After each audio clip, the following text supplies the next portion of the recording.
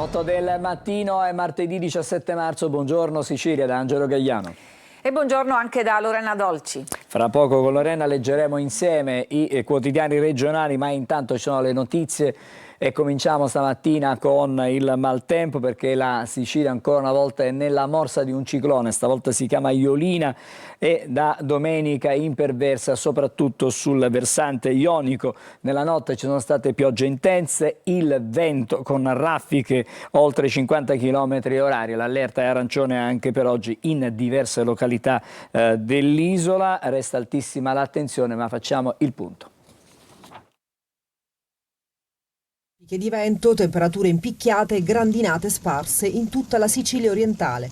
È un momento delicato per l'isola già sferzata a causa del ciclone Harry e da questa nuova ondata di maltempo. Il nuovo Attila, o per meglio dire Giolina, transita sul versante ionico già da domenica, dove si sono già verificati allagamenti e grandinate.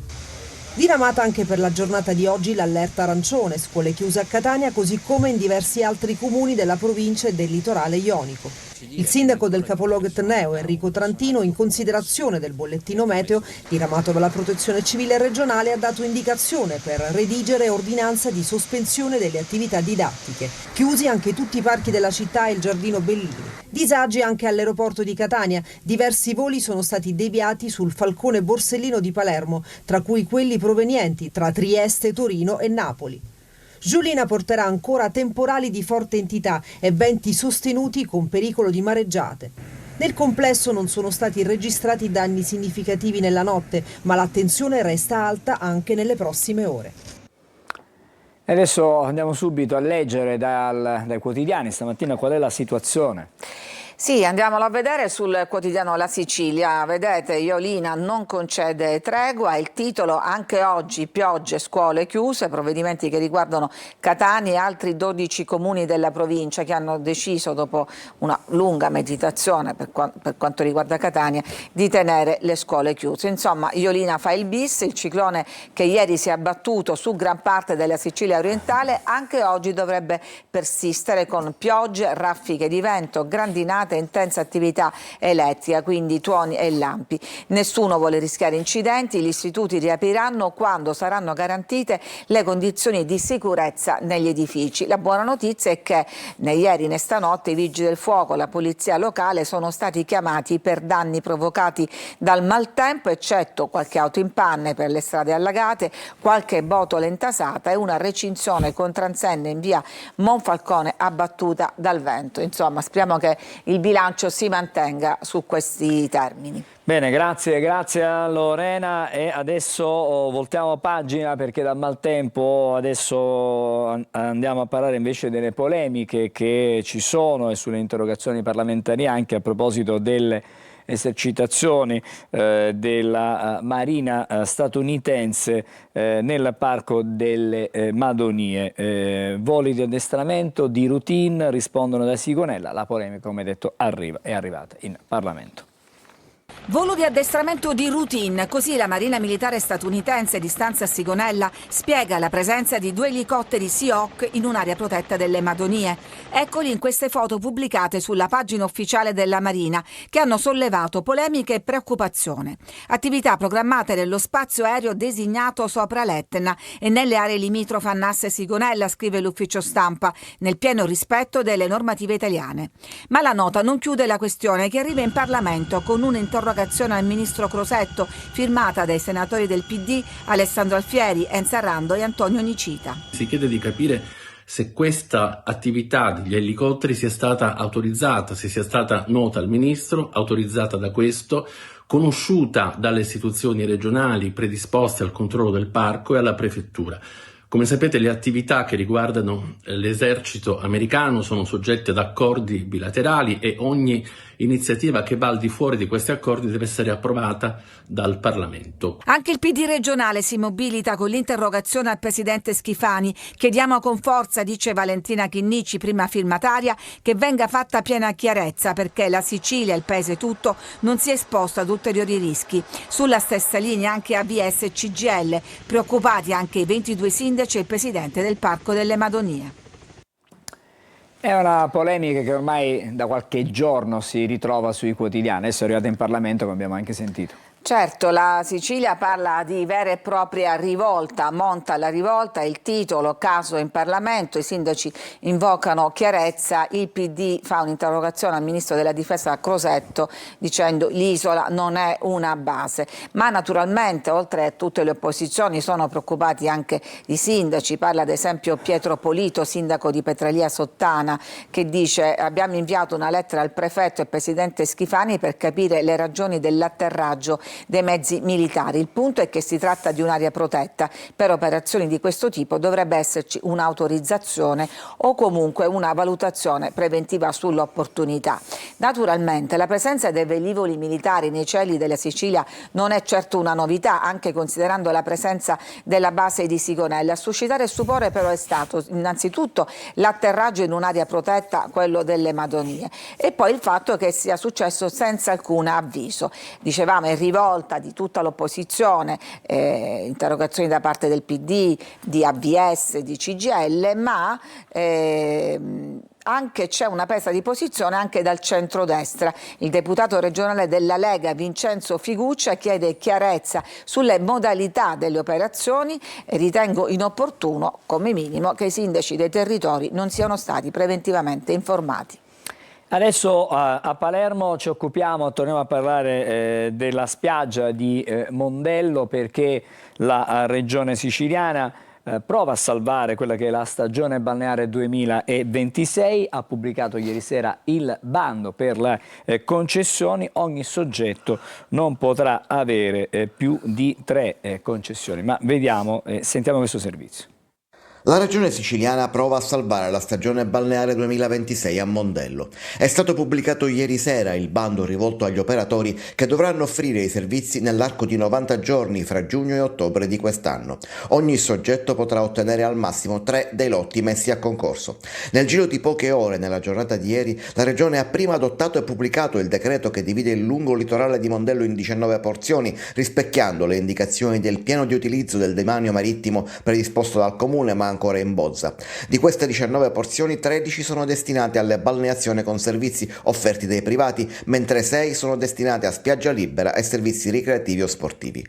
Qualche ora dopo la definizione del piano provvisorio d'uso è stato pubblicato il bando di gara, ma l'avviso di selezione contiene una clausola di salvaguardia. Se la Mondello Immobiliare Italo-Belga, gestore della spiaggia per 116 anni e fino al mese scorso, dovesse vincere il ricorso al TAR contro la decadenza, stabilita sempre con decreto alla regione, o anche ottenere la sospensiva, il bando diventerebbe nullo. La sfida adesso è trovare almeno 4 soggetti diversi disposti a investire nell'incertezza più assoluta di un bando che potrebbe decadere in qualsiasi momento, e sapendo che la concessione ottenuta sarà solo provvisoria, valida per appena 3 mesi.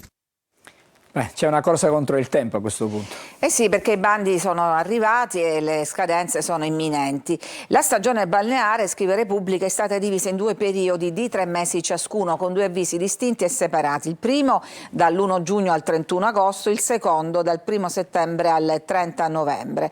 E appunto dicevamo della clausola di salvaguardia. Tra gli obblighi previsti per il concessionario ci sarà la garanzia della pulizia, del decoro e della sicurezza, come avveniva nel caso della Italo-Belga, la concessionaria che per oltre un secolo ha gestito la spiaggia di Mondello. Allo stesso modo sarà vietato l'utilizzo dei tornelli o altri dispositivi che limitino l'accesso alla spiaggia, tema che era diventato il tormentone della scorsa estate. Poi c'è il divieto di installare cabine sulla spiaggia, che per la prima volta nella storia potrebbero definitivamente sparire da Mondello, ma la vera vittoria sono gli spazi liberi che finalmente saranno a disposizione dei cittadini, dice il deputato regionale Ismaele Lavardera, che ha portato avanti questa battaglia. Quindi i lotti in concessione saranno alternati a porzioni di spiagge libere. Speriamo che ci sia una certa proporzione, ecco.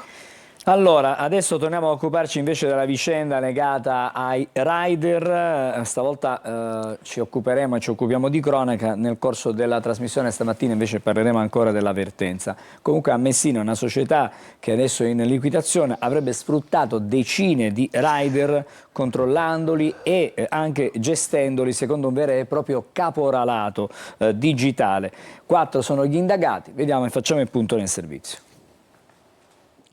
Un vero e proprio capolavoro digitale con paghe ottimo, molto al di sotto del contratto nazionale. A scoprirlo un'indagine della Procura di Messina su una società messinese del settore del food delivery, adesso in liquidazione. Sono 4 le persone indagate, l'amministratore e 3 collaboratori della società, con l'accusa di intermediazione illecita e sfruttamento del lavoro su decine di rider, tutti studenti universitari o giovani messinesi. La società coinvolta utilizzava una piattaforma informatica proprietaria che, mediante algoritmi predefiniti, gestiva unilateralmente l'assegnazione degli ordini, vincoli operativi e il controllo costante delle prestazioni dei rider, con i responsabili che monitoravano i tempi di esecuzione. In caso di ritardi o lentezze chiamavano telefonicamente i rider, imponendo spesso come velocizzare il turno, rider che non avevano nemmeno la possibilità o la libertà di rifiutare una consegna. Una rider rimasta coinvolta in un sinistro durante l'attività ha anche subito pressioni psicologiche per indurla a dimettersi per evitare controlli dell'INAIL, emesse sanzioni per quasi 67.000 euro e elusi contributi previdenziali e assistenziali per quasi 700.000 euro. È stato accertato come la società monitorava i compensi corrisposti a circa 300 rider per non superare la soglia dei 5.000 euro l'anno per rimanere nel tetto della prestazione occasionale. Gli indagati, inoltre, venuti a conoscenza delle indagini, avrebbero cercato di occultare le prove a loro carico. È un mondo, quello dei rider, che ha diciamo, tantissimi risvolti, ce ne siamo occupati, continueremo a occuparcene, Lorena. Sì, e questa nuova inchiesta ci dice intanto una cosa, che nel mirino dei magistrati non ci sono soltanto i giganti del delivery, cioè delle consegne a domicilio come Glovo o Deliveroo, che sono appunto sotto inchiesta dalla Procura di Milano, ma anche queste piccole, diciamo, aziende come questa di Messina. I rider sono sempre quelli, cioè studenti, universitari, giovani disoccupati che venivano avvisati con chat su WhatsApp e pagati meno di 3 euro a consegna. È quanto emerso appunto dall'inchiesta della Procura di Messina, che ha emesso un avviso conclusione indagini per caporalato nei confronti dell'amministratore e di 3 collaboratori di una società operante nel settore del food delivery, la Milillo SRL. Naturalmente il meccanismo è sempre quello, basato su queste piattaforme, sugli algoritmi che poi decidono sia il contatto tra rider e cliente, ma anche le modalità e l'operatività dei singoli rider. Adesso ci occupiamo di calcio e torniamo a parlare dell'esonero di Mimmo Toscano, sollevato dall'incarico di guida tecnica del Catania. La società ha deciso, dopo la vittoria sul campo domenica dell'Altamura, evidentemente tra la dirigenza ed il tecnico calabrese la fiducia era venuta meno. Al suo posto è già arrivato in città William Viali, ex Cesena ma anche reggiana. Firmerà nella giornata di oggi un contratto che lo legherà alla club rosso-azzurro sino al 2027 e domani dirigerà il suo primo allenamento. Il ribaltone è servito. Sulla panchina del Catania arriva William Viali. Nonostante la vittoria in extremis ad Altamura, la società rossaazzurra ha infatti deciso di esonerare Mimmo Toscano, in discussione già da qualche tempo, e il suo vice Michele Napoli, che chiudono così la loro avventura alle pendici dell'Etna. Il bilancio parla di quasi 2 stagioni in panchina, un quinto posto e l'eliminazione al primo turno nella fase nazionale dei playoff lo scorso anno, e adesso un secondo posto in classifica con 6 giornate ancora da giocare. In totale sono 74 le panchine di Toscano alla guida del Catania, 36 vittorie, 22 pareggi, 16 sconfitte, numeri importanti ma che non sono bastati alla società per proseguire insieme. Al suo posto arriva William Viali, 51 anni, ultima esperienza in Serie B con la Reggiana, conclusa con l'esonero alla fine di marzo dello scorso anno. In carriera ha guidato tra le altre Piacenza, Sudtirol, Cuneo, Novara e Cesena in Serie C, oltre a Cosenza ed Ascoli in B. Per lui pronto un contratto di 1 anno e mezzo. Allenatore considerato duttile, buon gestore del gruppo, Viali ritroverà anche volti già conosciuti nello spogliatoio rossazzurro. Ha lavorato con Caturana a Cesena e con Di Tacchi ad Ascoli. Curioso anche l'incrocio tra i due tecnici. Nel 2022 a Cesena fu proprio Toscana a subentrare a Viali dopo i playoff. Oggi, 2 stagioni dopo, la staffetta si ripete, ma al contrario. Il calcio è proprio strano. Allora Sì. Lorena, vediamo e leggiamo e vediamo anche delle foto dei due allenatori, diciamo, il nuovo e anche toscano. Eccolo qua, William Viali al suo arrivo proprio a Catania e ormai l'ex tecnico toscano. Ma vediamo l'analisi della Sicilia su questo addio. Allora, intanto parla di rapporto logoro, cos'è accaduto tra il club e Toscano? Sembrava che godesse del massimo appoggio da parte dello Stato Maggiore del Catania, invece dopo Sorrento qualcosa si è rotto e Toscano ha continuato sulla sua strada fatta di idee tattiche integraliste, a lavorare con il supporto della squadra che l'ha seguito sempre con risultati alterni, ma ultimamente con prestazioni buone, non supportate però dai risultati. Tant'è vero che dopo il punticino rimediato tra Salerno e Benevento si era di nuovo parlato di un avvicendamento e le voci stavolta più insistenti sono tornate quando al Massimini il Catania ha soltanto, e lo mette tra virgolette, pareggiato contro la Casertana invece di vincere. Insomma, il Catania vuole vincere, non soltanto pareggiare, mi sembra di capire. No, ma è l'obiettivo, Lorena, l'obiettivo del Catania era vincere questo campionato della società, arrivare primi. Chiaramente a 12 punti di distanza dalla capolista in questo momento il Catania ha perso, diciamo, quello che era l'obiettivo principale. Adesso cercherà di trovare una via d'uscita per il salto di categoria attraverso i play-off.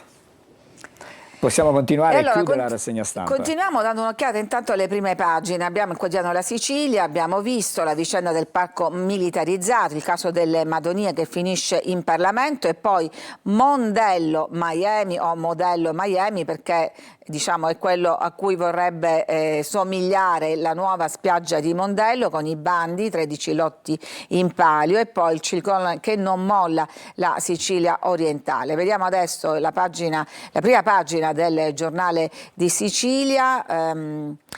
Ecco qua questo titolo, non abbiamo trovato invece sulla Sicilia: intimidazione in rap, bruciate le auto di 2 capi settori, roghi nella stessa notte in quartieri differenti, l'azienda dice vogliamo cambiare e per questo ci attaccano. E poi la spiaggia che si fa in 13, di 13 lotto, arrivano i bandi per Mondello, ancora in prima pagina la rivolta contro questo atterraggio di elicotteri nelle Madonie, il maltempo con voli dirottati e purtroppo un nuovo ciclone in arrivo. Vediamo adesso Repubblica Palermo, troviamo ancora il titolo dedicato ai bandi su Mondello, via le cabine dalla spiaggia, e poi invece i funerali di Contrada, e parla anche il suo confessore. E poi c'è appunto la protesta, ne abbiamo già parlato, ma e gli elicotteri USA. E poi c'è ancora l'inchiesta sul super manager Iacolino, dalle intercettazioni emergono alcuni colloqui, non mandare sms, diceva Iacolino al boss, appunto non mi scrivere al telefono per paura di essere appunto intercettato, e difatti i magistrati avevano installato un troiano, cioè un meccanismo per registrare nello smartphone di Veto, per registrare anche questa conversazione che adesso è finita agli atti di questa indagine. E poi dicevamo appunto i funerali di Bruno Contrada, ai vertici del SISDE per tanti anni. Parla per la prima volta un collaboratore che racconta. Parla il collaboratore più stretto dello 007 e dice: Ricco Bono era un confidente. Ricco Bono, uno dei boss che Bruno Contrada è accusato di avere incontrato. Allora gli chiedono: ma per questo incontrava il capomafia di Partanna Mondello? Contrada ha sempre negato, nonostante le accuse del pentito Mutolo. Oggi però abbiamo diritto a un pezzo di verità, e questo collaboratore stretto dice: Ricco Bono, cioè il capomafia, era un confidente, mi assumo la responsabilità delle cose che dico. E spiega che in quel periodo in cui non c'erano i pentiti, non c'era la tecnologia, le fonti confidenziali erano lo strumento comunemente usato dagli inquirenti. E si avvicina il 19 marzo, San Giuseppe, e a Palermo si raccolgono la legna per le vampe, questa tradizione che però viene ostacolata perché è molto pericolosa. La collaborazione tra questura e azienda comunale, iniziato il monitoraggio per la rimozione preventiva delle catasse e dei rifiuti dal centro alle periferie. È un po' un gioco a rimpiattino perché le tolgono, ma gli abitanti incuranti dei pericoli le vanno a rimettere. E poi oggi la Sicilia torna ad occuparsi di Niscemi perché il capo della Protezione Civile siciliano ha presentato il piano per stabilizzare la frana e quindi il crollo di questo costone che regge il paese. Andiamo ancora avanti, siamo alla pagina della Sicilia dedicata a Catania che è in ambasce perché attende il responso, la scelta della nuova capitale della cultura 2028. Bocche cucite anche per scaramanzia in vista della proclamazione che avverrà domani al Ministero. La conquista del titolo darà l'accesso al contributo da 1 milione di euro e vedremo se Catania sarà scelta. Iolina non concede ancora tregua, anche oggi piogge e scuole chiuse, ma l'abbiamo già detto. E poi appunto domani la città si gioca il futuro, domani alle 11 il verdetto, una città continua, questo era il motto del progetto, un organismo vivo che guarda in alto, lontano e dentro, che si distingue per la sua straordinaria capacità di adattarsi e rinascere all'infinito. Questo è Melior Decine Resurgo, un altro dei motti utilizzati da Catania, capitale della cultura. Siamo in chiusura, vi leggo soltanto il manuale dell'inquisitore a proposito di storia e di cultura che ritorna all'Osteri, è scampato rogo del 1782, il libro rosso è in mostra sino a giovedì, una guida per i processi con dettagli agghiaccianti che potete poi andare a vedere. Ci fermiamo, a te Angelo. Fra poco con Lorena leggeremo anche i quotidiani nazionali in edicola, ma intanto diamo uno sguardo alla viabilità e cercheremo di capire qual è la situazione anche in città. Vedete, scuole chiuse stamattina, il traffico, siamo a Catania, al Tondo Gioieni, traffico decisamente scorrevole, non ha niente a che vedere con quello delle altre mattinate a quest'ora. Via Vincenzo Giuffrida c'è più traffico, la nostra telecamera evidentemente vi riporta anche quella che è la situazione dell'umidità e anche della pioggia che continua a cadere con una certa... Deve andare a lavorare, però... insomma, la giornata uggiosa la vediamo da queste immagini. Possiamo vedere ancora, vediamo se la regia ci offre un altro, diciamo, tratto della circonvallazione. Siamo nella parte bassa di Via Lodorico da Pordenone e la situazione qui è relativamente tranquilla, non ci sono situazioni particolari di criticità, non vediamo l'Etna, questo ci mostra stamattina la nostra regia che il cielo è completamente chiuso verso l'Etna. Vediamo se da Taormina intravediamo qualcosa, assolutamente no, sentiamo però il vento dalla nostra telecamera.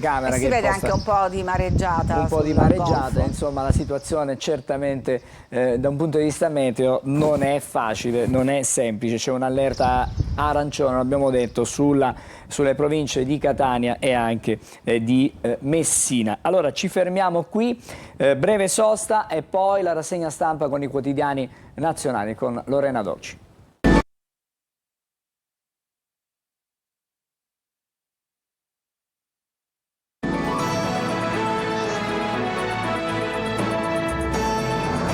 Allora, rientriamo in studio, buongiorno Sicilia, è il momento di leggere i quotidiani nazionali.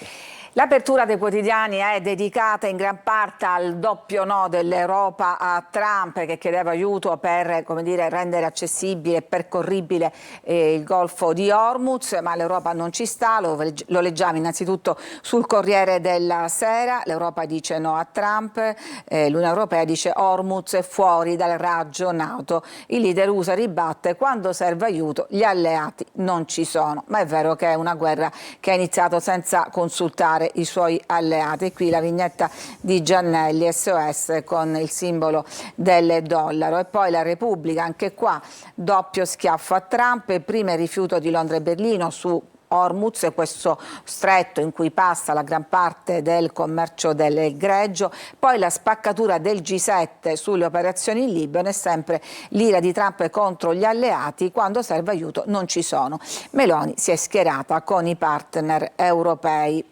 Naturalmente ci sono altre notizie che poi vedremo all'interno. La Stampa dedica invece l'apertura al referendum imminente, con il sì al referendum Italia più sicura, e poi Europa e NATO, Trump contro tutti. Andiamo adesso nel dettaglio. I 27 a Bruxelles trovano un'inedita unità, anche Londra si sfila, serve un piano praticabile, dice il leader americano, dopo le minacce alle NATO e un po' anche le prese in giro, dice non abbiamo bisogno di nessuno, siamo abbastanza forti. Il no europeo a Trump è basato su questo ragionamento, è una guerra poco chiara, non ne siamo parte. La missione Aspides, che invece coinvolge gli europei, non verrà cambiata per aiutare gli USA a proteggere le petroliere dell'Iran, e questa appunto è la spiegazione. E anche l'Italia, dicevamo, frena su Hormuz, non mandiamo le navi, l'ipotesi di rafforzare l'impegno nel Mar Rosso, per Tajani il negoziato è essenziale. E poi all'Atare c'è la polemica che riguarda un incontro tra il vice ministro Cirielli e un ambasciatore russo, che tra l'altro si sono incontrati proprio alla Farnesina. Che cos'è Aspides? È una missione istituita dall'Unione Europea per assicurare libertà di navigazione proteggendo le navi mercantili, in particolare nello Yemen, e salvaguardare appunto la libertà di navigazione, ma spiegano i leader europei non riguarda anche il Golfo di Hormuz. Andiamo avanti, intanto l'altra spaccatura tra Europa e Trump e il Libano, si spacca il G7, Meloni frena sullo stretto, passo verso la guerra. L'Italia si schiera con Canada, Gran Bretagna, Francia e Germania, ma in rottura con USA e Giappone, che non firmano il documento. Missile dopo missile, il solco tra occidentali si allarga, il G7 si spacca, non solo attorno allo stretto di Hormuz, ma anche a causa dell'invasione terrestre del Libano da parte di Israele, una frattura clamorosa che culmina con una inedita dichiarazione a 5, con cui i big europei e in più il Canada condanna l'operazione ordinata da Netanyahu. Un testo da cui però 24 ore dopo il braccio di ferro si tirano fuori Stati Uniti e Giappone, mentre gli europei tengono il punto. Per Meloni si tratta di una mossa dall'altissimo costo politico, anche perché si accompagna ad un altro no, quello sulla partecipazione italiana ad una missione militare per forzare il blocco navale iraniano su Hormuz. Una richiesta ufficiale a partecipare a questa coalizione non è arrivata, informalmente però non sono mancati segnali diplomatici, a cui Roma però ha opposto per ora resistenza, non senza imbarazzi visto il rapporto che vanta la Premier con la Casa Bianca. Dicevamo la guerra in Libano che va avanti, mentre è stata colpita nei giorni scorsi anche la base italiana di Erbil, che si trova in Iraq, e l'ambasciata smobilita. L'esercito è ancora lì, ma sta procedendo con il trasferimento dei nostri militari dall'intera regione, ma non si tratta di una ritirata se non tattica, perché l'intento è di tornare. Cosa fa questa base lì? Praticamente fu istituita nel 2014 per arginare la lotta contro l'ISIS, con voli di ricognizione e istruzione delle truppe kurde e irachene. Di oltre 700 donne e uomini in divisa attualmente nella zona calda ne rimangono poco più di un centinaio. Non si tratta di una ritirata, come dicevamo, le operazioni riprenderanno appena sarà possibile. Questo è un altro fronte, perché siamo in Iraq. Intanto c'è un giallo in questa guerra piena di misteri. Nella propaganda della Repubblica Islamica il leader Mojtaba sarebbe pronto al sacrificio, ma invece che fine ha fatto Khamenei? Dai pizzini al burraco, i 1000 stratagemmi per colpire Khamenei. Si dice anche che si stia curando a Mosca. Eccolo qua, lo scrive Repubblica, Khamenei curato a Mosca, il Cremlino non smentisce, e la mancata apparizione della guida suprema scatena speculazioni e propaganda. C'è chi dice, ma sono sempre voci come quelle che davano Netanyahu morto e che poi si è affrettato a prendersi il caffè al bar per smentire che fosse intelligenza artificiale. In questo caso Khamenei sarebbe sopravvissuto perché era in giardino. ci sono anche dei risvolti davvero diabolici in queste cose, come per esempio quelle piattaforme come Polymarket che trasforma la violenza, la morte in bersaglio. Morti, missili, bersagli e criptovalute, e Polymarket il sito che lucra sulla guerra. Quindi scommettono anche sulla vita di Reporter per una questione di scommesse, ed è così. Praticamente ci sono scommesse anche su tutti questi fatti di sangue. Intanto che fa Donald Trump, oltre a minacciare gli europei, sapete che ha messo mano alla Casa Bianca con varie operazioni di restyling, oltre a dare il via ai lavori per una immensa sala da ballo che sta facendo costruire alla Casa Bianca per ospitare fino a 1000 persone. Pensate, ha deciso di sostituire i capitelli della Casa Bianca. Eccoli qua, erano capitelli in stile ionico, così più semplici, e lui li vuole sostituire con capitelli in stile corinzio, che sono invece questi, che sono, diciamo, più decorati, con foglie di acanto, eccetera. Insomma, c'è anche questo passatempo. Torniamo in Italia. In Italia la Russa, il Presidente del Senato, invita i genitori del Bosco. Sapete, la famiglia al centro da mesi di polemiche per il suo stile di vita. Adesso il giudice è anche sotto attacco perché aveva deciso di allontanare la madre lasciando i bimbi nella casa famiglia. Polemica sulla data scelta per l'incontro, perché naturalmente diciamo è al confine con la polemica sui magistrati, proprio perché questo magistrato è al centro di polemiche. E poi c'è la vicenda del poliziotto che, fra l'altro, lo ricordavamo, è di origine siciliana, della provincia di Messina, e che è accusato di aver ucciso un pusher. Escono altri dettagli. Adesso l'accusa all'agente killer è di omicidio premeditato. Aveva minacciato il pusher prima della notte in cui gli sparò. E gli avrebbe detto: di a Zacche, questo è il nome del pusher, che se lo becco lo uccido, di a Zacche che quando lo vedo lo ammazzo. Sarebbero stati i messaggi affidati al sottobosco di pusher clienti di Rogoredo, questo boschetto alle porte di Milano che è, diciamo, un regno dello spaccio. E poi due vicende davvero agghiaccianti, queste, diciamo, di pedofilia: il giornalista, la prof e l'inchiesta per pedofilia. C'è questa donna, una giornalista, accusata di violenza e pedofilia.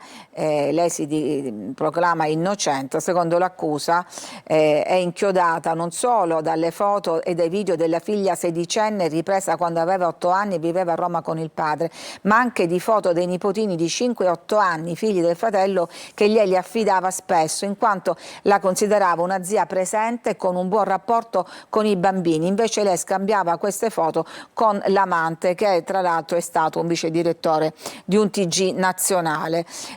Storie analoghe infatti sono accostate, quella di una madre che drogava e seviziava il figlio e ne abusava sessualmente e poi girava i video all'amante. Lui, il ragazzo, non ha chiari ricordi delle perversioni di cui è stato vittima, perché appunto veniva pesantemente sedato. Delle storie veramente allucinanti.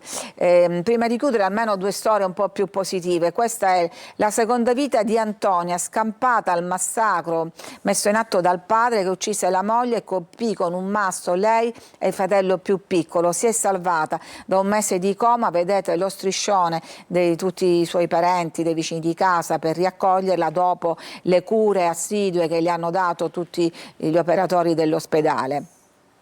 E anche questa, Achille Lauro, dai feriti di Cran Montanà, il locale in cui hanno perso la vita oltre 100 ragazzi nell'incendio, e lui li è andati a trovare, saranno molti loro fan, e dicono il loro coraggio è un esempio. E tra l'altro una sua canzone è diventato simbolo della tragedia, perché era la canzone preferita di una delle vittime. Ci fermiamo, a te Angelo. Grazie Lorena, torneremo ai quotidiani più avanti. Intanto per noi c'è un'altra breve sosta e poi il primo dei collegamenti di questa mattina.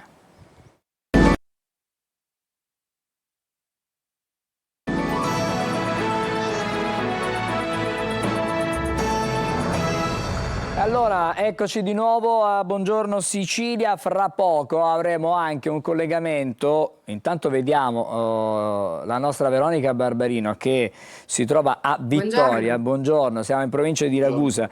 Veronica, arriviamo da te fra pochissimo. Dicevo che fra poco parleremo di Iolina, del nuovo ciclone, lo faremo con un esperto meteo. Tutto questo fra pochi minuti e cercheremo di capire che cosa sta succedendo, quali sono diciamo gli eventi meteo che ci dobbiamo attendere per questa giornata che per la protezione civile sulle province di Messina e di Catania è da allerta arancione. Adesso vengo da te, Veronica, perché parliamo di un fenomeno particolarissimo.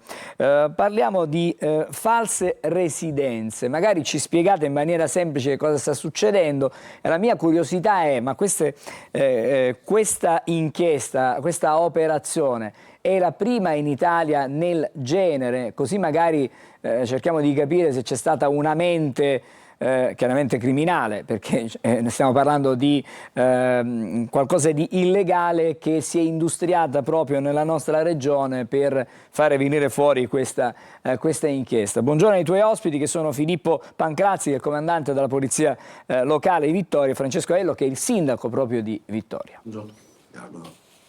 Buongiorno Angelo, sì, ci troviamo qui all'interno del comune di Vittoria. Sì, vuole rispondere alla domanda? Beh, sospettavamo da tempo che ci fossero delle anomalie nel sistema delle registrazioni di immigrati. Le nostre comunità subiscono questo affollamento e il primo punto di contatto è l'ufficio anagrafe, perché l'accesso alla residenza dà poi dei vantaggi nel tempo, la carta d'identità, si è riconosciuti come cittadini del luogo. Molti rimangono clandestini, e quindi non entrano in un sistema legale riconosciuto. Gli illegali e quelli che vengono riconosciuti, quindi c'è un processo osmotico, lentamente si registrano. Qualcuno sta in mezzo a questa situazione, li organizza, ci sono a Vittoria ci sono 74 nazioni presenti, neanche a New York, e quindi ci sono dei riferimenti fra di loro che operano, che agiscono, che sanno avvicinarli agli uffici, che ci lavorano. E avevamo avuto sentore che ci fossero qualcosa che non andava. Abbiamo avuto la prova, anzi da qualche tempo abbiamo scoperto delle falsificazioni alle misure catastali, delle modifiche, diciamo, dei dati documentali personali, e sulla base di questa intuizione perché abbiamo allertato i nostri uffici dipendenti che sono stati bravi, hanno ben operato, il comando della polizia locale, e siamo pervenuti alla raccolta di prove inconfutabili di falsificazione. Ecco, comandante, raccontiamo un po' come avviene questa truffa, come funziona, che cosa avete scoperto? Allora, l'indagine in questione è nata, scaturita da una segnalazione dei servizi demografici che nel giro di un breve lasso di tempo erano state segnalate 4 pratiche, tutte nella stessa contrada. Siamo andati ovviamente a effettuare gli accertamenti sul luogo. Abbiamo scoperto che queste 4 pratiche erano riconducibili ad un unico immobile. La peculiarità, diciamo, di queste pratiche: ogni pratica presenta un proprietario diverso, pur essendo lo stesso immobile. Dagli accertamenti che abbiamo fatto attraverso l'Agenzia del Territorio ed è emerso che il reale proprietario della casa era una persona terza che poi, sentita dai nostri uffici, era completamente estranea agli atti, quindi era ignaro che casa sua fosse stata affittata da un altro ad altri soggetti. Quindi, facendola semplice, io sono a casa mia per i fatti miei, passa un signore e dice: questa faccio finta che è mia e l'affitto a un terzo, cioè spieghiamola così. Loro modificavano il titolo di possesso. Quindi modificando il titolo di possesso poi queste persone accedevano all'Agenzia delle Entrate registrando regolarmente il contratto con il proprio SPID, quindi erano poi i reali proprietari, apparivano i reali dell'immobile che si andava ad affittare. Veronica, chiedo scusa a te e al tuo ospite, comandante, ma lo scopo di questa operazione qual era? Cioè queste case non venivano realmente affittate, ma veniva pagato per questo affitto regolarmente, diciamo, il compenso. Che cosa si otteneva da questa operazione? Magari per cercare di capire. La residenza. Allora, loro ovviamente acquisendo la residenza usufruiscono di determinati benefit che puoi avere solamente con la residenza, tra cui in primis una carta valida per tutto il territorio nazionale, poi ovviamente come sappiamo il cittadino residente in Italia da oltre 10 anni può anche acquisire la nazionalità italiana e ovviamente eventuali benefit che lo Stato ti concede che a persone straniere, perché diciamo che per lo più il fenomeno è legato ad affitti a persone extracomunitarie. Comunque era tutta una cosa fittizia, Veronica. Veronica, era tutto fittizio, era tutto fittizio, tutto costruito sulla negli immobili carta. non abitava nessuno. Ah, benissimo, quindi avevano escogitato questo sistema per portare poi a quello che ci ha detto il comandante. Ok Veronica, puoi andare, poi possiamo proseguire. Sì, dicevo che ad ora una trentina sono stati i casi sollevati, giusto? Cioè scoperti. Beh sì, diciamo che questo tipo di attività già è iniziata da un po'. In precedenza ci sono stati altre situazioni simili, questo diciamo che al momento è il caso più eclatante perché abbiamo individuato proprio 20 persone che hanno commesso questo. E sicuramente in ogni caso da parte del nostro comando i controlli stanno continuando per verificare se altre persone hanno commesso di illecità. Sindaco, che danno per il comune? Ma già la prefettura ci aveva allertato, per la verità, e credo che sia la punta dell'iceberg rispetto a fenomeni che vanno approfonditi.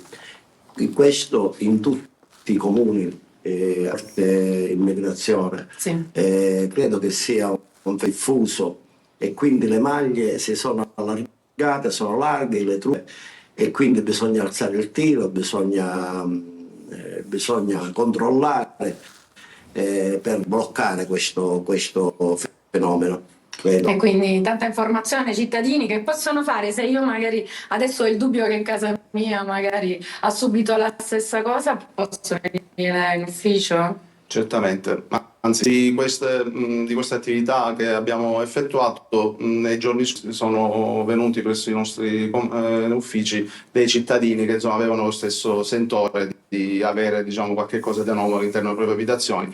Una tra tutte può essere il fatto che a questi signori arrivava della corrispondenza che non era legata alla famiglia. Poi bisogna, probabilmente c'è anche la complicità in alcuni casi di residenze civetta. Ecco, spieghiamolo. Residente civetta significa che io sono proprietario di una casa e quella casa viene, modificando le misure di proprietà, riciclata per questo scopo. Quindi in questa ipotesi anche il proprietario È complice. Certo. Allora, Veronica, ci dobbiamo fermare perché di tanto in tanto il collegamento ci fa qualche piccolo scherzetto, certe volte non vi ascoltiamo, soprattutto non vi ascoltiamo molto bene. Comunque abbiamo capito che evidentemente per mettere su questo tipo di organizzazione ci deve essere anche una certa competenza, perché se vanno a modificare le particelle catastali, se vanno a modificare, che so io, e depositano un contratto a tutti gli effetti, magari valido, ma che contiene dei dati che non sono veritieri, e quindi un contratto che è assolutamente nullo, ci deve essere un'organizzazione capace di poter anche avere accesso a determinati dati. Grazie per questo contributo da Vittoria, grazie al sindaco Francesco Aiello, grazie anche al comandante della Polizia Locale di Vittoria Filippo Pancrazio, grazie alla nostra Veronica Barbarino. Una buona giornata, buon lavoro e speriamo che l'inchiesta possa portare risultati ulteriori e che si possa sradicare questo fenomeno. Fra poco, lo vedo già collegato, il nostro ospite che è Daniele Ingemi, meteorologo, esperto meteo. Prima però di sentirlo, buongiorno, ci salutiamo soltanto. Buongiorno. Vediamo le previsioni meteo che hanno preparato dalla regia, poi magari andiamo nel particolare e cerchiamo di capire che cosa sta succedendo e che cosa ci dobbiamo attendere per la giornata di oggi. A fra pochissimo. Ben trovati da Clara Ventura di Trebi Meteo. Nella giornata di martedì sole protagonista in Sardegna, medio-alto versante tirrenico e al nord con tanto sole, mentre al sud e sul medio Adriatico in Sicilia avremo maltempo e dunque sull'isola una perturbazione sarà attiva, porterà dei fenomeni piuttosto diffusi, specialmente nella seconda parte del giorno. Localmente saranno anche di forte intensità e attenzione soprattutto al vento, questo sarà l'elemento principale della giornata, soffierà sostenuto sulle coste ma anche nelle aree interne e le temperature massime localmente arriveranno a toccare i 17-18 gradi sulle coste, qualche grado meno nell'entroterra. Uno sguardo adesso alla giornata di mercoledì dove la situazione sarà ancora piuttosto variabile, da tratti instabile. Avremo parziali aperture nel corso della mattinata ma poi ancora una volta annuvolamenti compatti interesseranno tutto il territorio con fenomeni a macchia di leopardo. I valori massimi non subiranno variazioni significative. Dettagli in merito sull'app di Trebi Meteo. Allora, adesso cerchiamo di andare nei particolari, cerchiamo di capire che cosa sta succedendo, perché prima il ciclone Harry, adesso Iolina, così è stata ribattezzata dagli esperti, da quelli che poi danno i nomi ai fenomeni atmosferici piuttosto intensi. Ingemi. Ci stiamo avviando verso la primavera, che è una stagione di grande trasformazione sicuramente, però questo è un periodo un po' strano rispetto a quello che abbiamo vissuto l'anno passato. Ecco, mettiamola così. Sì, diciamo che dopo un paio di settimane che sono caratterizzate da un grande blocco anticiclonico che ha coperto gran parte d'Europa e ha determinato un anticipo di primavera, siamo ripiombati in una nuova fase di stabilità, perché questo blocco è stato eroso dalle correnti perturbate che vengono dal nord Atlantico e il Mediterraneo è diventato nuovamente sede di circolazioni depressionarie.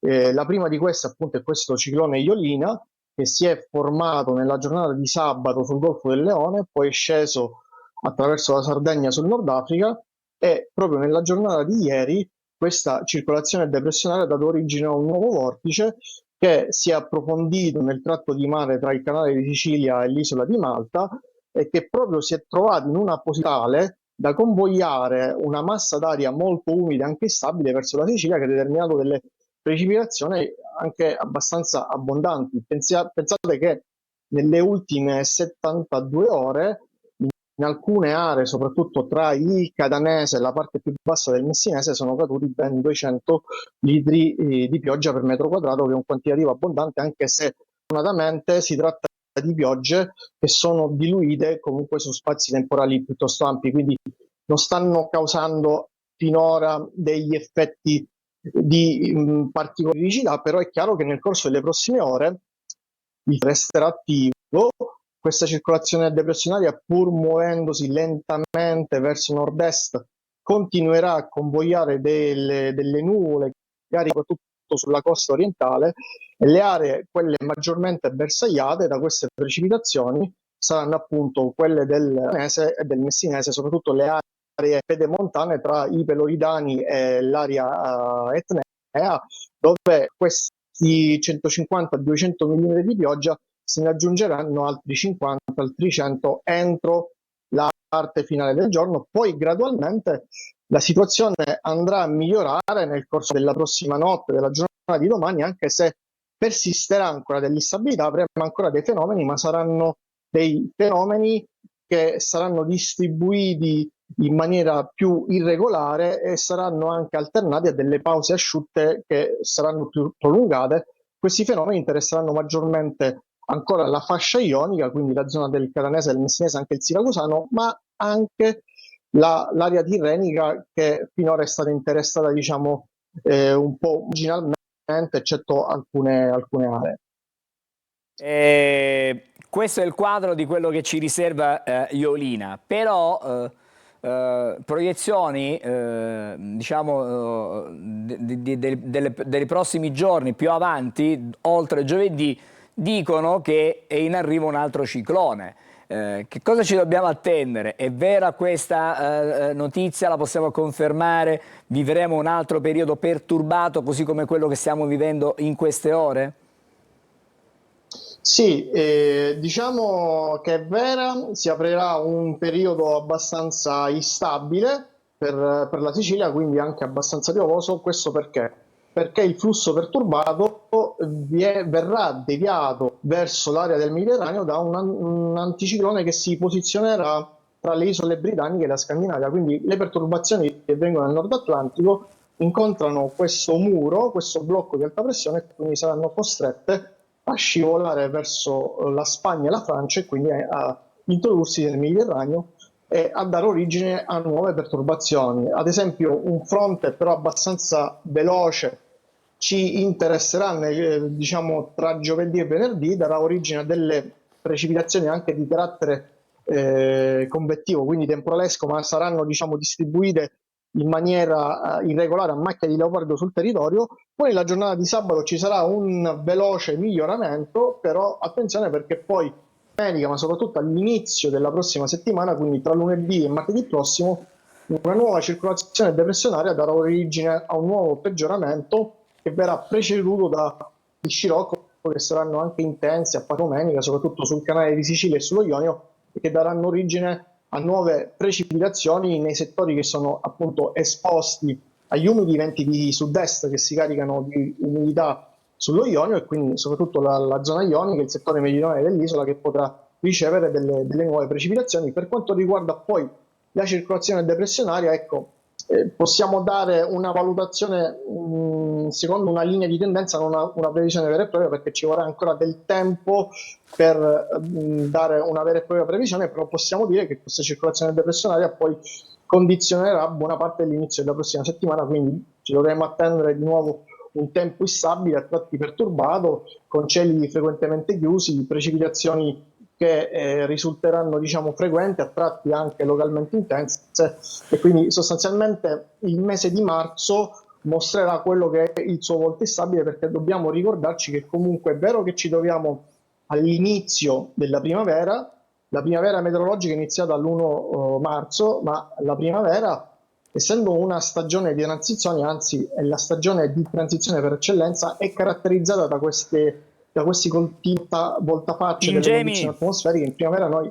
Sì, no, le chiedo, ma lei ci sta descrivendo un quadro che insomma, in questo momento ci indica che c'è tempo perturbato, instabile. Beh, quanto tempo durerà? Possiamo fare una previsione? Arriveremo alla fine del mese per avere uno spiraglio di nuovo di primavera, una parvenza di primavera?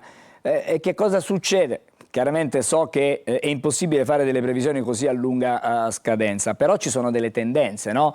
I modelli matematici indicano più o meno quali saranno poi diciamo le possibili, attenzione, possibili variazioni climatiche, perché a 48 ore sappiamo che non sono più previsioni, forse anche di meno probabilmente. Cioè, la primavera vera quando arriva?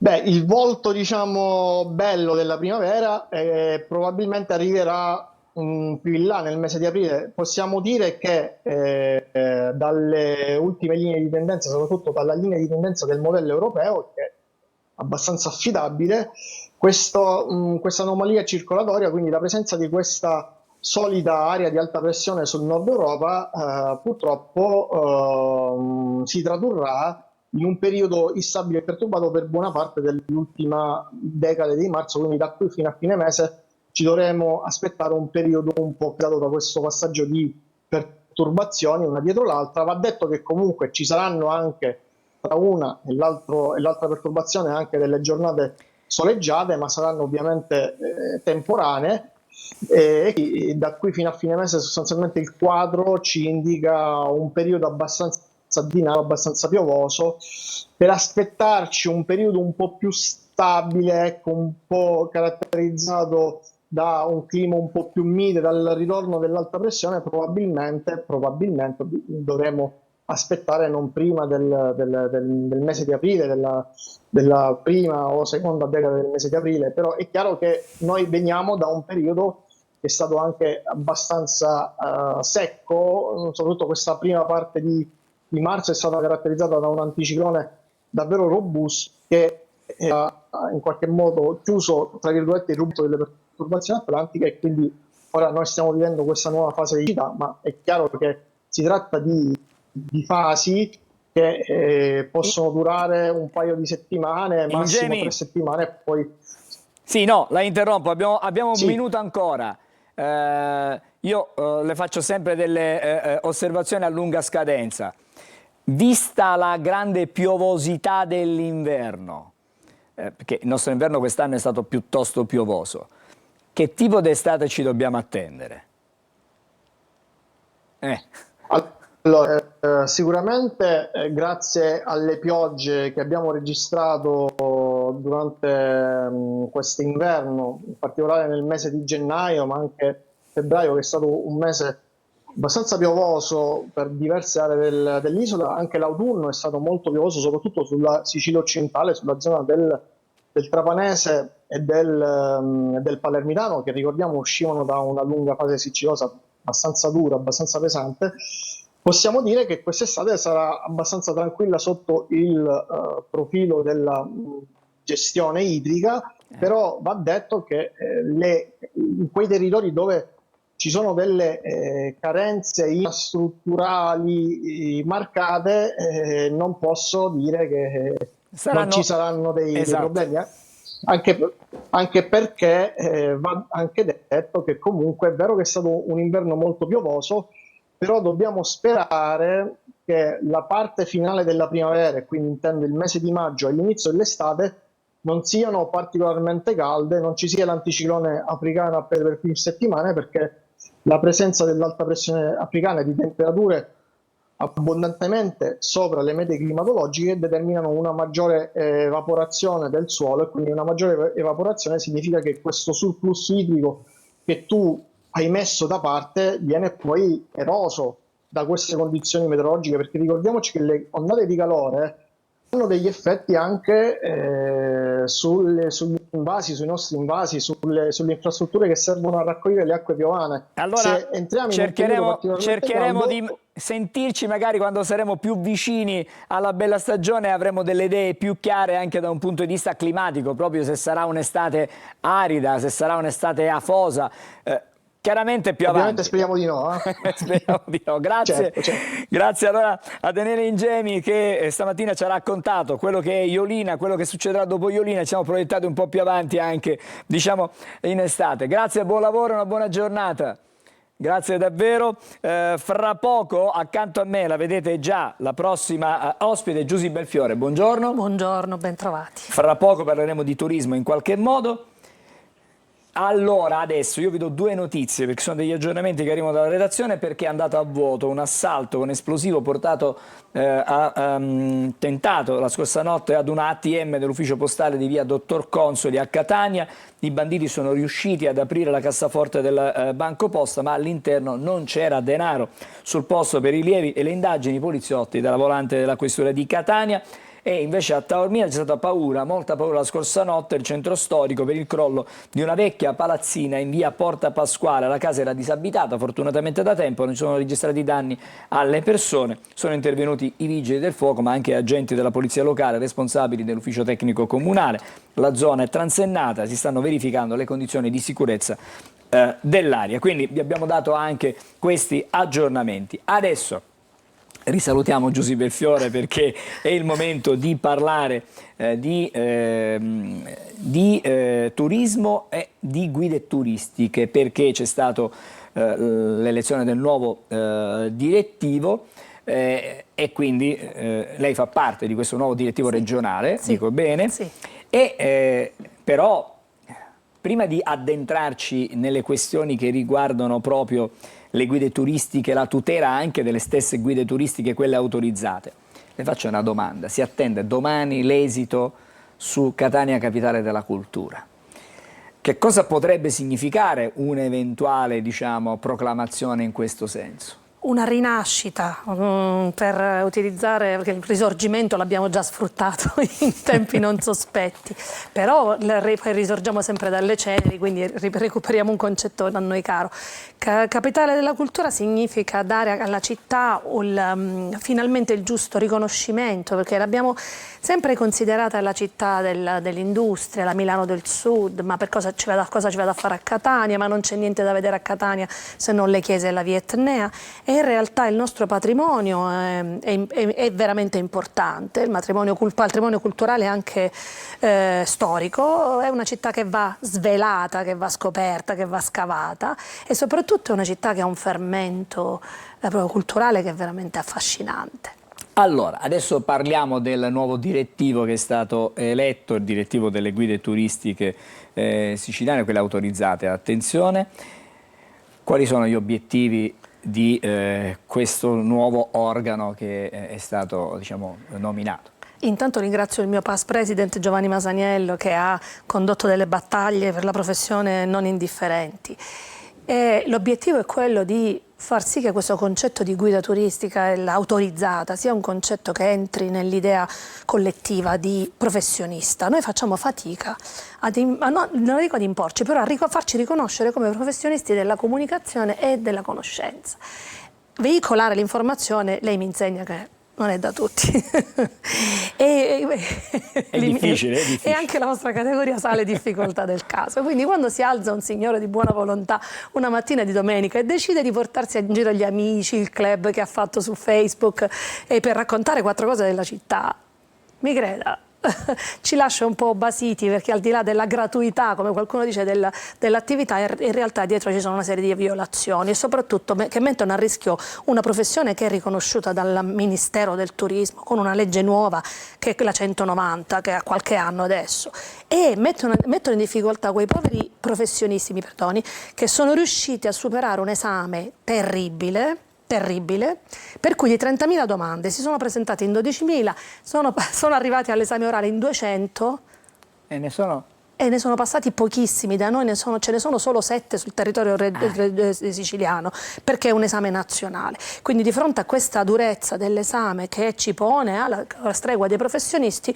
noi non capiamo perché gli altri debbano pensare che sia una professione per cui dici 2 parole e non vale la pena remunerare un professionista. Insomma, diciamo che tra gli obiettivi c'è la lotta all'abusivismo. C'è la lotta all'abusivismo. Sintetizziamo in maniera diretta questo Siamo arrivati al contrario, ma perché?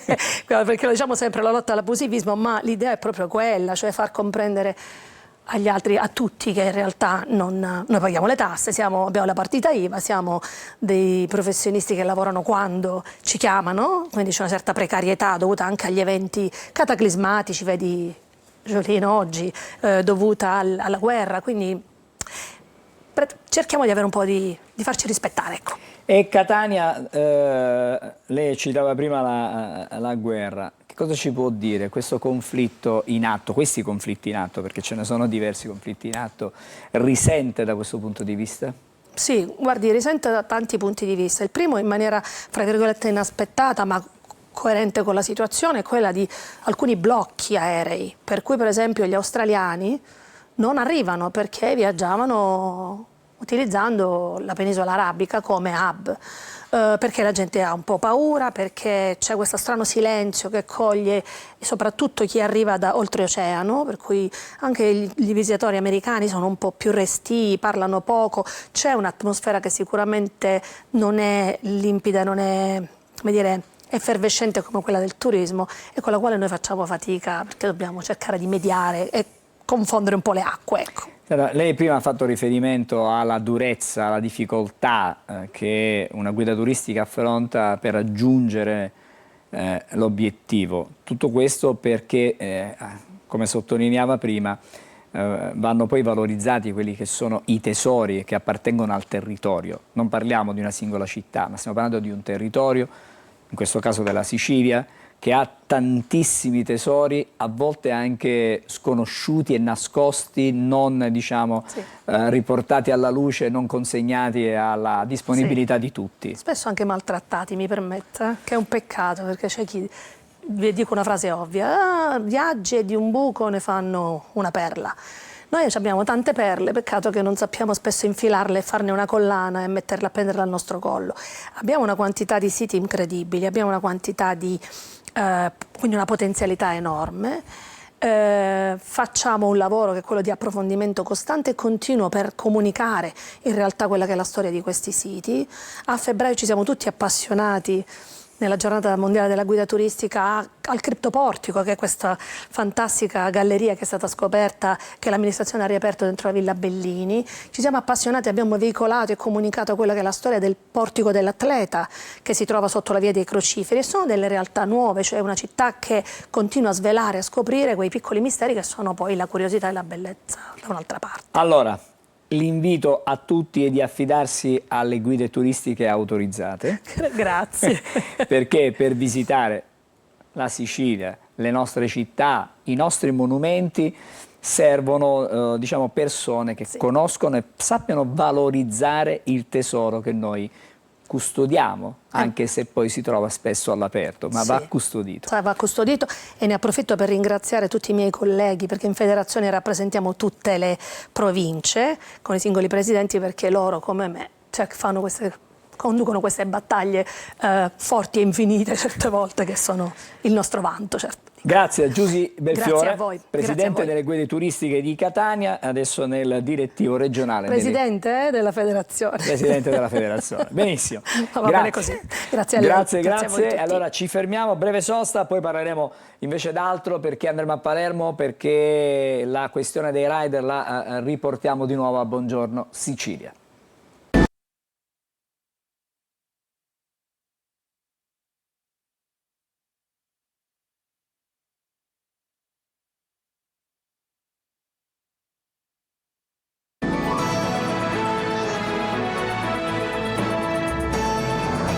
Allora, di nuovo insieme a Buongiorno Sicilia per parlare di rider, perché dopo la mobilitazione di qualche giorno fa le questioni restano aperte e si cerca ovviamente di trovare delle interlocuzioni che possono poi alla fine risolvere tutte quelle che sono le richieste, a partire dalle paghe giuste, dagli orari di lavori corretti, dalle assunzioni, insomma da un contratto per chi fa questo lavoro ogni giorno, 365 giorni all'anno praticamente. Marco, vengo da te. Marco Gullà, buongiorno. Con te c'è Francesco Brugnone della CGIL. Sì, buongiorno Angelo, sì, infatti sono con Francesco Brugnone, segretario NIDI del CGIL Palermo, che tra l'altro abbiamo anche sentito nel corso dei nostri telegiornali proprio sabato, dopo la mobilitazione che c'è stata appunto dei tanti rider che appunto si sono ritrovati davanti a un locale a Palermo e poi hanno manifestato. Problemi su problemi, non soltanto gli stipendi che questi signori percepiscono, ma soprattutto anche i tanti ostacoli che ovviamente ci sono in questa professione, Francesco. Assolutamente sì, prima di tutto buongiorno a tutti. Sì, il 14 abbiamo avuto mobilitazione nazionale a seguito delle indagini della Procura di Palermo, che finalmente, come dico io, ha aperto il vaso di Pandora su quello che è sempre stato il problema del rider. Cioè l'indagine della Procura di Palermo va nella direzione del caporalato digitale, che è un'indagine penale per lo sfruttamento dei rider con retribuzioni che addirittura sono sotto l'81% della soglia della povertà. Quello che sta avvenendo in questo momento ovviamente è che noi focalizziamo l'attenzione sui problemi che hanno i rider dal punto di vista retributivo e dal punto di vista normativo, ma anche della sicurezza, perché non dimentichiamo che i rider, soprattutto in una città come quella di Palermo, lavorano per strada, non hanno un ufficio, il loro ufficio è la strada, e quindi sono le prime vittime, se posso utilizzare un termine un po' più forte, di tutti i problemi sociali che in questo momento una cittadina come quella di Palermo attraversa. Per esempio le varie aggressioni ci sono state in centro, a gennaio i rider hanno subito 7 aggressioni da parte di gang che viaggiavano su scooter per sottrarre loro gli ordini. E cosa succede in questo caso? Devono rimetterci loro? Assolutamente sì, perché essendo inquadrati come liberi professionisti, i rider non hanno nemmeno la possibilità di chiedere un rimborso, tra virgolette, alle piattaforme digitali, nella fattispecie Glovo o Deliveroo, e quindi quello che sta avvenendo è oltre a danno alla beffa, e noi speriamo che, come ha già avanzato nelle ipotesi la Procura di Milano, si possa andare a una regolarizzazione anche contrattuale, perché come noi abbiamo una posizione univoca sotto questo punto di vista. Noi chiediamo per i rider una regolarizzazione contrattuale che permetta loro di avere finalmente una retribuzione dignitosa dei diritti, nelle normative, e soprattutto una copertura anche dal punto di vista della sicurezza, perché ricordo a tutti, i rider per avere una paga decente sono costretti a lavorare 7 giorni su 7, anche 63 ore a settimana, per avere all'ordo una retribuzione anzi un compenso che va sui 1.500-1.600 euro lordi, sottratti ovviamente contributi e IRPEF da andare a pagare, perché ovviamente sono la maggior parte con partita IVA a regime forfettario, non si va oltre i 600, 700, massimo 800 euro mese, che ovviamente su 63 ore lavorate a settimana, facendo rapidi conti, siamo sui 3 euro lordi all'ora lavorata. C'è gente che ha famiglia, c'è gente che comunque con questo stipendio, Francesco, insomma, tra virgolette, porta avanti la famiglia. Assolutamente sì. Assolutamente sì, e infatti il problema è molto grosso, perché soprattutto nel sud Italia, dove già il tasso di disoccupazione è molto alto, molti lavoratori, anche persone che hanno avuto in passato problemi con la giustizia, hanno trovato nelle piattaforme digitali, tra virgolette, la strada per rientrare nel mondo del lavoro in maniera più semplice. Però questo ovviamente va di pari passo con le indagini della Procura di Milano, perché quello che dice la Procura di Milano è che si va nella direzione di caporalato digitale, perché si sfrutta il bisogno dei lavoratori, e il bisogno della gente è di portare la propria paga a casa per campare, appunto, se posso utilizzare questo termine, le famiglie. E per ultimo, non so se posso fare un piccolo e breve accenno, quello che è successo proprio ieri a Messina con le indagini di Messina, sulla Mairillo, che è un altro spaccato di queste piattaforme digitali che facevano lavorare e controllare il rider per tra i 2 e i 4 euro a consegna, perché ricordo a tutti, i rider non sono pagati a ora lavorata, ma soltanto a consegna effettuata, quindi un cottimo legalizzato per quel contratto balordo firmato nel 2020 da una organizzazione sindacale che ha una rappresentanza veramente molto bassa a livello proprio italiano, che ha legalizzato il lavoro a cottimo.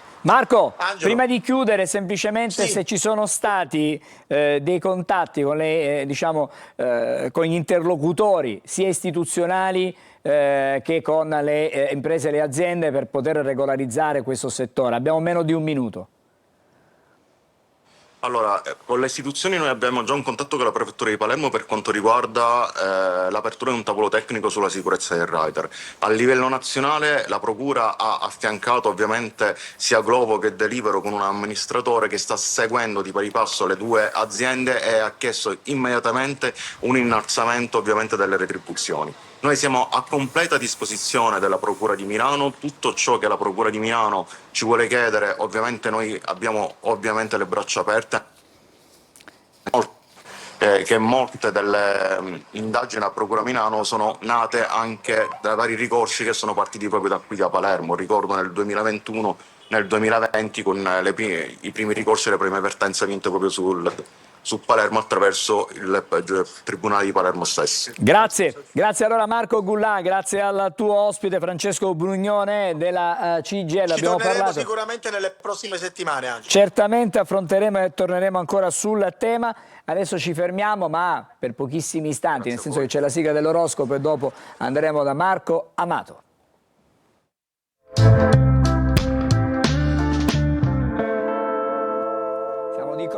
Marco, una buona giornata anche a te. Parliamo degli Oscar, eh? Buongiorno Sicilia, una notte degli Oscar che mi ha fatto letteralmente sognare, non tanto per vincitori o vinti o chi è stato il miglior attore protagonista, ma ho visto delle cose assolutamente splendide.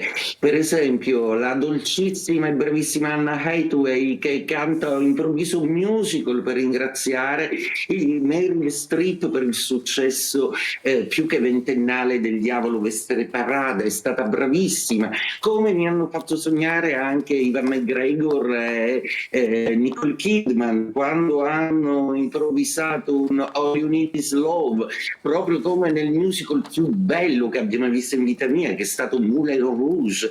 È stata una notte stupenda, senza precedenti, mancavano solo le Charlie's Angels ed ero felice, ma hanno fatto sognare i nostri attori, tutti bravissimi. Zodiacalmente parlando, i candidati erano quasi tutti Scorpione.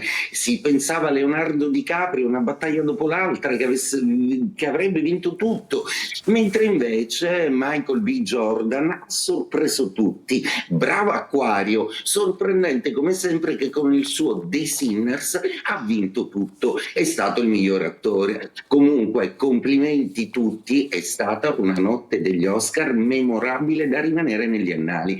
Dunque oggi Luna in Pesci, per cui segni d'acqua, Cancro, Scorpione in Pesci sono i più favoriti. I Terra ne beneficiano pure, Toro, Vergine, Scorpione, quindi una forza emotiva maggiore. I Vergine, Bilancia e Acquario sono un pochino più dubbiosi, devono essere un pochino più strateghi. Forza allora, non perdete tempo, agite. I Fuoco, meravigliosamente in ripresa, Ariete, Leone e Sagittario, gongolano guardando un po' le cose che cambiano da lontano, avendoci messo lo zampino, essendo defilate e sorridendo sornioni. E detto questo, auguro a tutti una splendida e meravigliosa giornata. Ciao Angelo e buongiorno Sicilia. Grazie Marco, l'appuntamento con te a domani mattina come sempre a Buongiorno Sicilia. Siamo adesso alle battute finali con la nostra Lorena che ci dà una curiosità. Sì, è una curiosità perché c'è il centenario dell'enciclopedia Treccani e Repubblica ha scoperto il contributo della Sicilia alla enciclopedia con termini come, che poi sono entrati appunto nel linguaggio comune, cuffariano, restanza, balata, azzizzare, intrallazzo, cosca, passando per il più recente furbetto del telo, coniato in Sicilia nell'estate del 2023, fino alle espressioni colorite, anche questo è entrato ormai nel gergo, minchia, mizzica, o neologismi come catanesità, o modi di dire battezzati dai giornali come i viaggi della speranza. Dunque, benvenuti nel variegato mondo del Treccani, dove parole, proverbi e intercalari si intrecciano con la presenza di scrittori, intellettuali e artisti siciliani, oggi più che mai protagonisti tra le pagine della Treccani. Grazie Lorena, ci ritroviamo domani mattina con Buongiorno Sicilia. A tutti voi l'augurio di una buona giornata.